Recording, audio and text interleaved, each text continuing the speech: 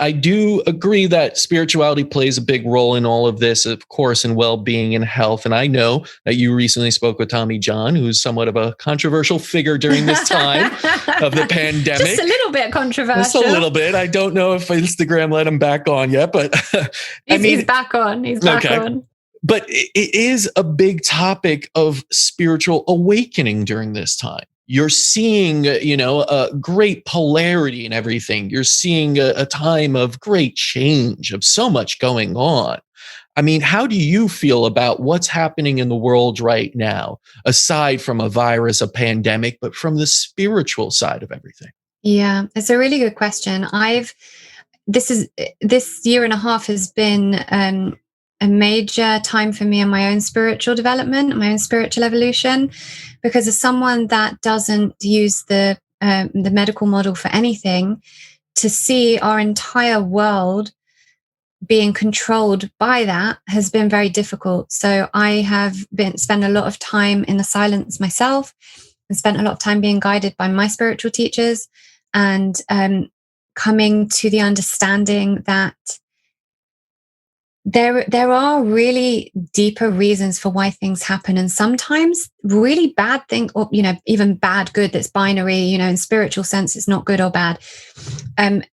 They happen sometimes when we need to shift out of something, and a shift can only happen from this place of stagnation when something really tragic or difficult, very challenging happens. On an individual level, it's the same. I deal with this with my clients. Our rock bottoms, our energetic death and rebirth, is the best place we can be, because then we can see what it's trying to teach us and we can grow from that. Now, I've been seeing this for a while, and I'm spiritual teachers around the world are looking and saying, well, we can see what this is for, but how is it going to play out? How are people going to respond to it? Now, not everyone is going to respond in the way that you and I are responding, but I've come to the acceptance that that's also okay, because that's their spiritual journey and that's part of their spiritual evolution. And I'm no longer frustrated with it. I'm upset and frustrated when people are being harmed by measures that are taken that have, these measures that have really harmed many people in many different ways, and are continuing to do so. That upsets me. But even that is part of a bigger plan to lead us into some sort of, to get a woo-woo awakening, because we can't carry on going how we're going. And so some huge shift needed to take place to wake us up and push us out of this stagnation that we're living in, this stagnation of, yes, sir, we'll do whatever you want, bow down to the authorities. People are waking up, there are more Tommy Johns coming into the world. And, yes, he's super controversial, but we do need people like that to be waking other people up, you listen to him when he speaks, right? People listen when he speaks.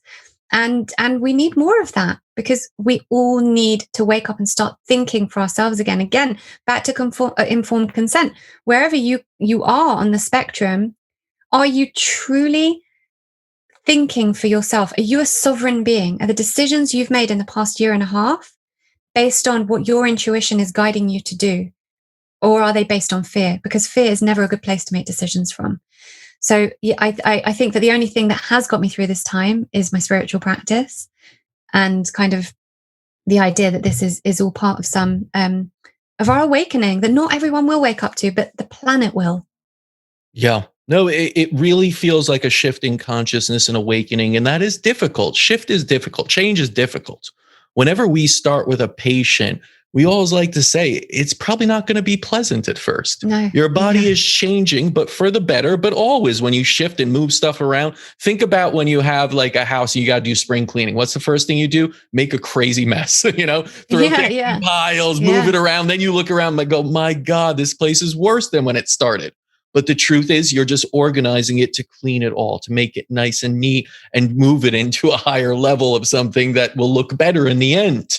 That's always how things work. And I think we're kind of feeling some of those pains. But if you really take a step back and are able to sit in silence, are able to really go inward and not outward, not keep the news on, not get all the notifications always. That's something, I can't really stand anymore, because people always stay in the state of fear and misery almost, addicted. So you've got to protect your energy. You've got to Absolutely. protect your energy. And that's a massive thing. And that's been a massive thing for me this year and a half. There are many things that I haven't agreed with, most things, of all these measures, and I don't play along with it, and I don't listen to the news. Equally, I protect my energy. I'm not going around there screaming about it, because that's not going to protect my energy either. I'm quite open about my views, and I'm happy to give information to anyone who asks for it. But protecting my energy is the most important thing, because there is so much out there that is trying to impact that, and it's trying to kind of infiltrate. But I have got my bioenergy field around me, and nothing negative and nothing that does not serve my higher good is penetrating that. Nothing. And like you say, about moving into this, I always say we've got to get comfortable in our discomfort. There is no growth in stagnation.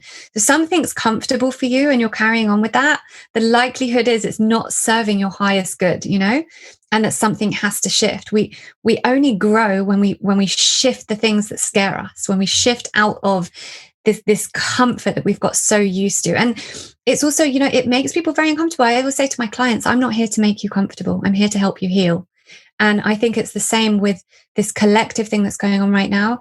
It's not here to make us comfortable. We're not meant to be comfortable right now, because if we're comfortable, we're not going to wake up and shout from the rooftops about why what is happening is wrong. So we have to be in a state of discomfort in order to heal the collective. Yes. Step into the discomfort and uncertainty, and that's how we truly heal. A wonderful message.